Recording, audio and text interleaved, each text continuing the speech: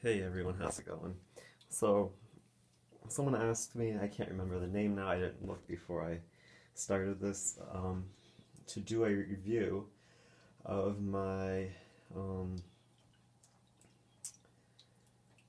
course I can't, my Bissell Big Green upright deep cleaner. So, I'll start by saying this is the longest I have ever kept a deep cleaner. I still have my Hoover Steam Vac Wide Path LS edition in one of my earlier videos, and I'm keeping that because it's just pretty rare. It was a made in the USA Hoover North Canton machine, so obviously anything from that and the fact that it's a Hoover made in the USA is rare. I mean, anything from Hoover made in the USA is definitely considered rare now. It doesn't do the greatest. Maybe I'll make that into another video. I just don't feel like it's the greatest cleaner. So anyways, more about the update on this machine and a little bit of a history. I have the Hoover Steam Vac Wide Path. I have a Hoover all-terrain Steam Vac, the V2 I think it is, and I believe that one was one of the earlier ones. I got it new old stock for a steal.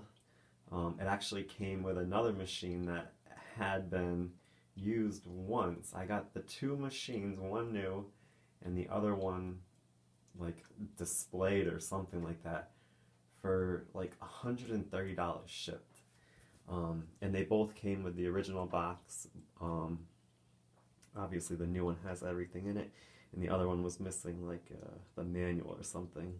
So I need to make a video of that machine still, but that one really impresses me, except it feels flimsy every time I go to use it. And I've already broke the bottom cord hook on it. So anyways, I'm getting off track here, so more back to this one. So a little bit more of my, like I was starting to say, is I've used a ton of different machines. So the next closest machine to this would have been my Rug Doctor Mighty Pro, or whatever it was. It's not the X3 model, it was the original one that they launched for consumers. And no matter what people told me to do, no matter what detergent I used, I've tried everything on different carpets, my grandmother's carpets, my mom's carpets, and it just never gave me the results that I was really hoping for.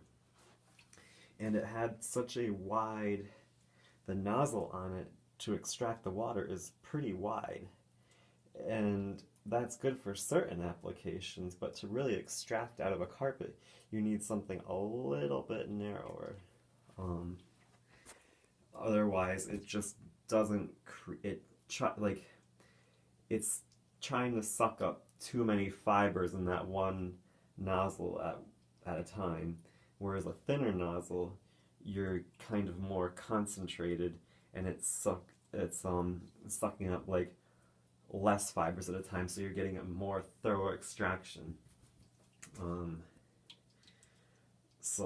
And this one, the extractor nozzle adjusts to the surface or whatever, and this, I was concerned when I bought this that I wouldn't care for the floating brush, but if any of you have ever used one of these or rented it, it's heavy.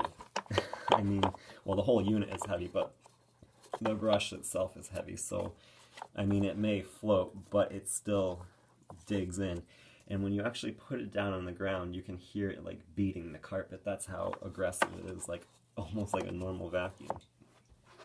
And I meant to grab a rag to show you, but I'm also gonna, part of this video is like how to maintain your cleaner, and it's not just to this model, but to any carpet cleaner in general.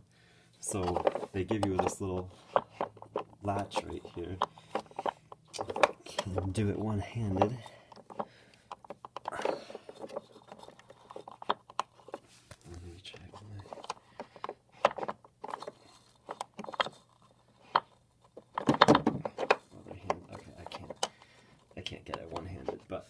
it just drops the brush roll assembly down more, which doesn't really matter. But what I do is I take a dish rag and kind of fold it in half depending on the size of it, and I feed it.